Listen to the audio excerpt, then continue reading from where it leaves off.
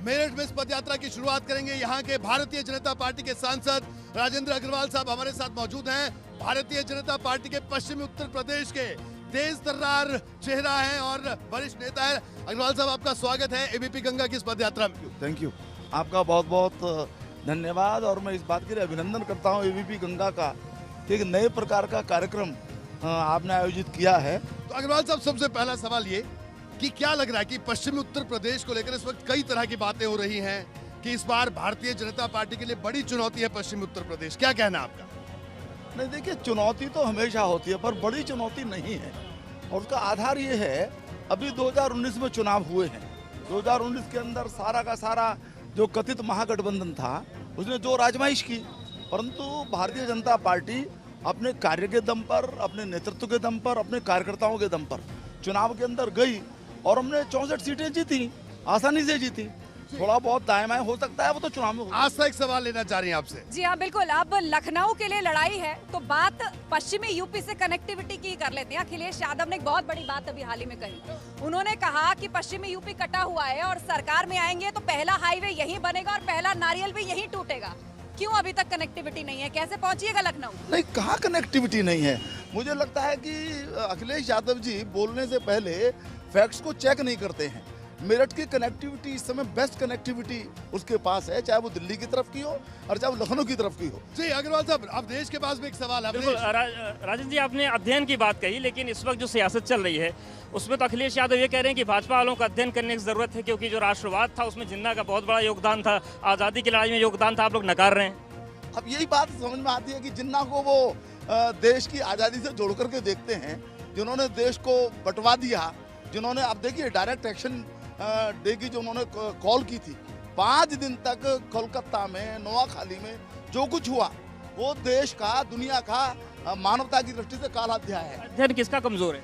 निश्चित रूप से अखिलेश जी का। उन्हें पता ही नहीं है कि सरदार पटेल, जिनके कारण से आज देश ये एकजुट होकर खड़ा हुआ है, और उन्हीं के जन्मदिन के मंच के ऊपर और वो जिन्ना का जिक्र करें, तो ये तो बड़ा दुखद है।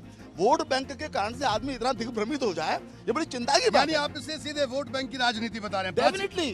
प्राची के पास भी एक सवाल है। देखिए, वोट बैंक की राजनीति की बात कर रहे हैं राजेंद्र जी, लेकिन सवाल ये है कि क्यों पश्चिमी उत्तर प्रदेश से ही जिन्ना का भूत उठता है, जातिवाद की राजनीति होती है, विकास के मुद्दे क्यों नहीं पश्चिमी उत्तर प्रदेश में उठाए जाए? नहीं, उठाना चाहिए ना उनको। हम तो कहते हैं, हमारा आह्वान है ये कि प्रत्येक दल विकास के ऊपर चुनाव लड़ने की हिम्मत करे। साहब बताइए, विकास हो रहा है वेस्टर्न यूपी में? नहीं, कुछ कहेंगे? नहीं आप कुछ कहेंगे? चाचा, महंगाई की क्या स्थिति है? चाचा, महंगाई बहुत हो रही है। बहुत हो रही है।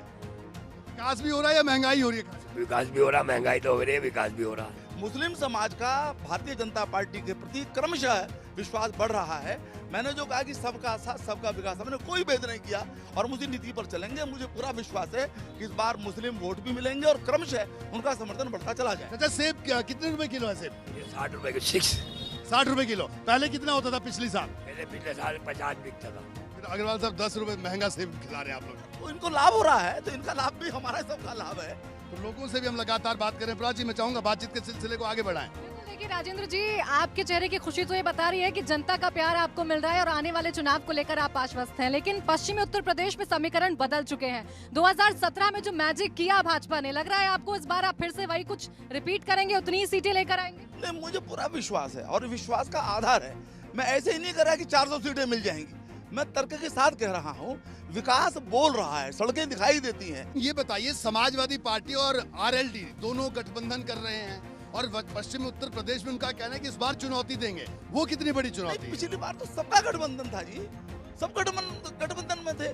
उसके बाद भी अजीत सिंह जी भी हारे। मैं लोकसभा के चुनाव की बात कर रहा हूँ। जयंत जी भी हारे। जयंत जी ने पिछली बार विधानसभा चुनाव में अपने को मुख्यमंत्री घोषित किया था। परिणाम चेक कर लीजिए क्या हुआ।